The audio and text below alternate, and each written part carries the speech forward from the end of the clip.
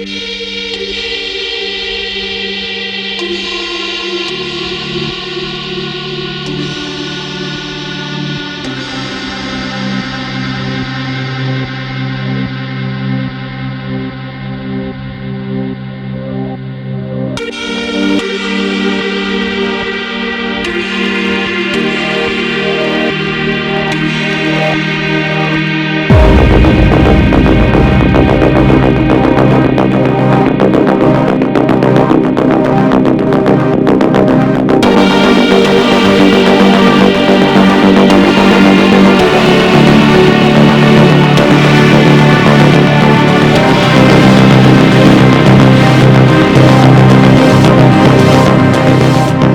guys, welcome back to the Spire Home and Garden, and today we are going to make a kind of lasagna roll-up kind of thing.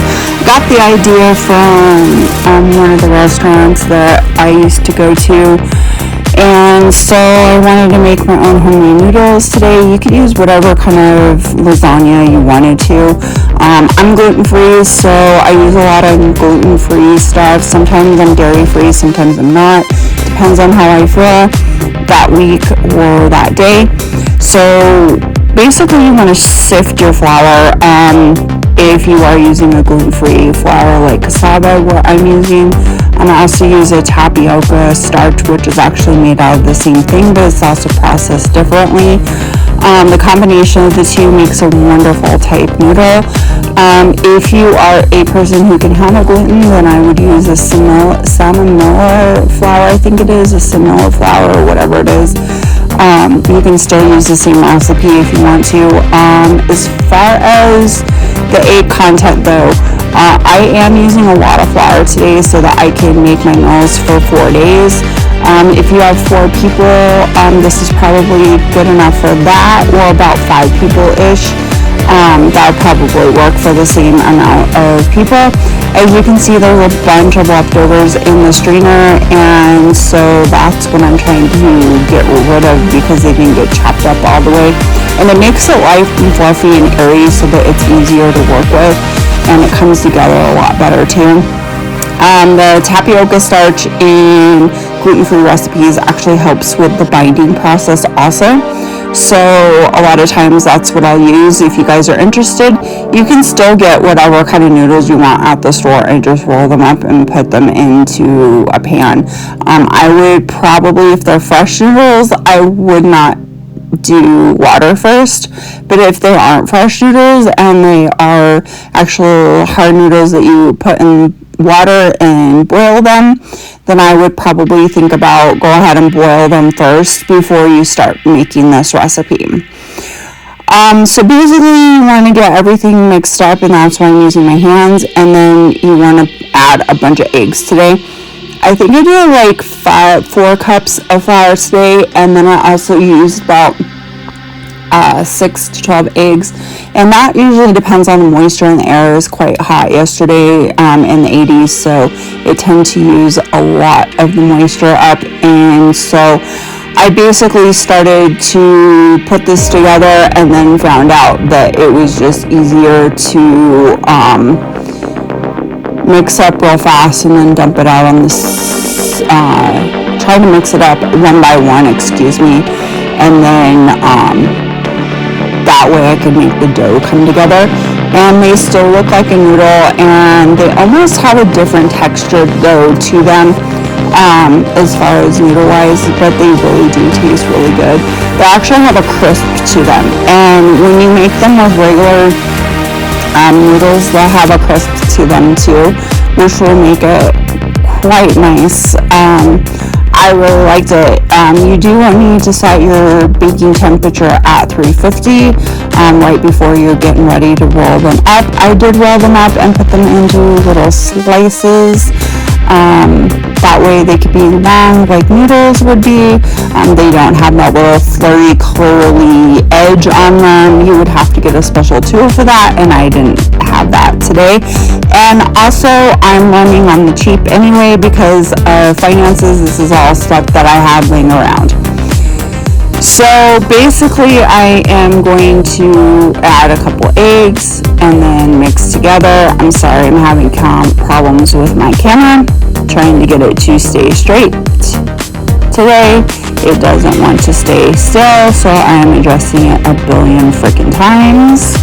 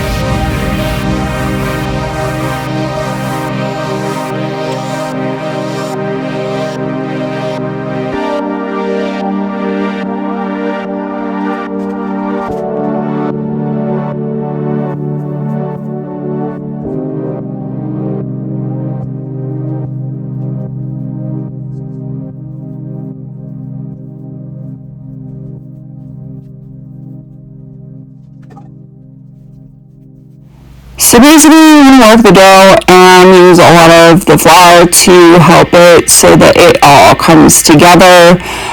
Once it becomes less sticky as much as possible, then that's where you get it to roll out. But you don't want to use quite a lot of flour to where it becomes way dry and really brittle, of course, because then that makes it really hard to work with. It happens more with gluten-free flours than it does with like regular flour. I've noticed with working with regular flour for all these years. As you can see, I'm wearing all black today, and of course it gets everywhere and it's pretty messy, but that's how you know that you've been working really hard today. So basically get my rolling pin out, make sure that you are getting the surface really well with that cassava flour, because ideally its moisture, it's going to actually get real bad on your countertop if you don't use enough flour. And then I go ahead, and one of my secret weapons in the kitchen is actually using a regular butter knife. It works really good for cutting dough and making little pieces. The pieces don't have to be real perfect, but you want to make sure that you do things into little pieces or little squares. So you can take your sausage mixture and basically put it into the middle of this. I did not use those full ends, and if it was bothering me, I was cutting off the ends if it was getting too sticky. That way I could work it into the dough later. Basically you want to make sure that you get the sausage pieces that have already been ground up and put them in the center, rolling up so it's all the way around the sausage. And then I put ricotta and over the top of these later, where the hole was at the very top there. I did use an almond and cashew ricotta this time. You guys can use a milk one, okay? It's way okay. The reason why I did that is because finances are real tight right now, and so I decided to make my own. So those that are vegetarian, you can use sausage that is actual vegetarian based, and you don't have to make mine like I made for this one. That sausage will actually last me a couple different meals, so that's probably what I'm going to be using them for anyway. So I basically cut it in half and then just rolled it up the rest of the way and was filling my baking dish. Here in a few minutes you're going to see too that we are going to be making our sauce, which is really quick and easy. You can do whatever you want to fill up the sauce bowls. I did make my own sauce to cook it, but then later I have jarred sauce that is already pre-made that I had made earlier, and I ended up using some of those. I opened them up to fill my dishes all the way up because I like more sauce than like noodle. So you can definitely do that too. So if you are going to make this mixture and you don't want to make your own homemade sauce, you can definitely do your own jar. I basically just took a bunch of my garden fresh tomatoes and put them in there. I used fresh garlic, and I probably used like a whole entire bulb of garlic on this because, you know, I love garlic. It's my absolute favorite, and I use lots of herbs and everything. So there's sage, thyme, basil, oregano. All of those are fresh. They are dried. They're actually on the table. Some of these are in the kitchen counter or kitchen refrigerator and stuff like that too. So I'm just pulling all of those guys out, and most of them are dried. That's okay. That actually makes it easier for me so that they don't go moldy, and also so that I have more because I'm only one person, so I don't get to always eat as many as I want. So I have over in a bowl drying too a bunch of fresh rosemary and stuff that I'll be using in this too.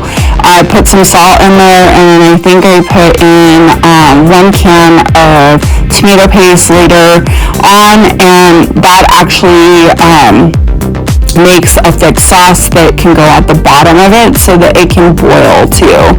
And that's what I was trying to do at that point in time. I was also trying to get my dinner ready at the same time, so you can see that is in my hand because I make this for my lunches, and then I have to have myself something to eat because of working all day. I hadn't had a chance to eat because I was outside doing my fence. So basically I am getting some parsley ready to go, and this didn't get all chopped up. I think my blade is getting rather dull, so that might be something on the Christmas list later down the road that we might have to get. I basically getting all the rest of the dry herbs in there, and then put it on the food processor and blend it back up again. I like to make sure everything's all nice and incorporated. I think I did it a couple times and it still wouldn't get all the way incorporated. Probably filled it up way too high. That probably also had something to do with it.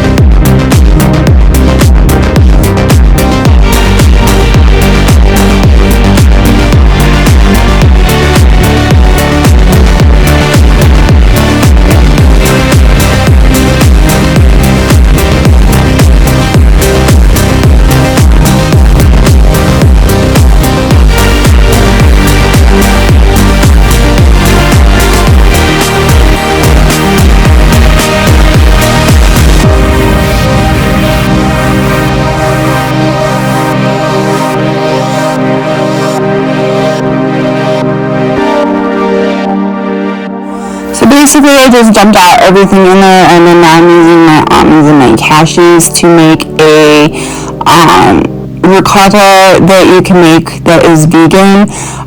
If you're one of those paleo people, Whole30, you can't have a lot of ricotta or cheese, so this is another way of helping yourself too. My way, I am actually saving on a budget too.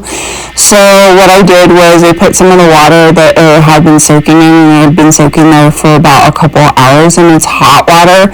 I actually used my teapot and got that all nice and hot. Then I added a couple tablespoons of nutritional yeast and 1 lemon, which is supposed to give it that tangier flavor. It actually tastes really good, and I have used this recipe before and other things, and it works and tastes yummy. But I kept having to go back several times to actually get the liquid and everything else to incorporate, because I think I didn't have enough or there was too much stuff stuffed into one area, so I actually used quite a bit of the leftover milk or water from all the almonds and stuff. So I threw a bunch of nutritional yeast in there, as you can see that, put the lid on and the water, of course, and gave it another spin again. So basically when I was doing that, I was going to put this on the top of the rolls, which you'll see that in just a few minutes, and then stick it a bunch of Parmesan and mozzarella on the top of this, and stick it into the oven at 350 for about an hour. Depending on your state, of course, and your climate, that could change. We're in a high altitude area, so everything seems to take forever to cook, and I'm always watching out for stuff, because I always have to add more eggs and a bunch of other stuff, it seems like, to my mixture in this area. It's totally different than somebody who, lives next to water and stuff like that. So basically just trying to get this all mixed up so that I can incorporate it on top of it, and then it turned out really good and it tastes really yummy. So I think you guys are definitely going to like this one, and you don't have to do it my way. You can do it however you want to, as far as like the ricotta and the cheeses and stuff. I did use a dairy cheese because that's what I had, but I ended up making my own ricotta out of nuts, so because that's what I had, because finances wouldn't allow me to spend any extra money this week for extra food stuff. So thank goodness I had this at home, because otherwise we would have been missing out on the ricotta part of things. So that actually turned out real nice. One of the other things is that I wanted to say thank you all for all the lovely comments that I've been getting over the last couple times. I hope that you guys have been enjoying the videos. It seems like it. I also wanted to say that I really appreciate each and every one of you, and we are almost up to 1,800 watch hours, which that's really great. We have to get to 4,000, and we're almost there, and then I can get monetized for all of my hard work that I've been working in for about 2 years, is how long I've been on YouTube doing this. So that will be really quite awesome. So keep watching those hours so that we can keep getting monetized, and maybe I can actually get paid for my efforts, which would be very rewarding too. And it doesn't cost you guys anything at all, just your time. If you watch the commercials too, that actually helps us out also. And then maybe we can start getting into some of the product reviews and getting to do some of the products that might be something that we can do on our videos, and they can be sponsors and all that fun stuff. Maybe we can get some cooking ones, maybe we can get some DIY ones. I don't know what's on there, so we'll have to find all that stuff out once we get there. But I wanted to say thank you to each and every one of you. Go ahead and like and subscribe and hit that notification bell so you get notified when we do post. Like I said, cooking videos are on Monday and our DIY videos are on Fridays. Also, I want you guys to have a wonderful rest of your week. Don't want you to work too hard. And I hope you guys inspired to do something wonderful in your life, no matter what it is, and inspire other people to do something wonderful in theirs. And enjoy the rest of your week, and stay to the end of the video because it does say where all the social medias are and shows you what it looks like at the end. Thanks for watching. Have a wonderful week. Bye-bye.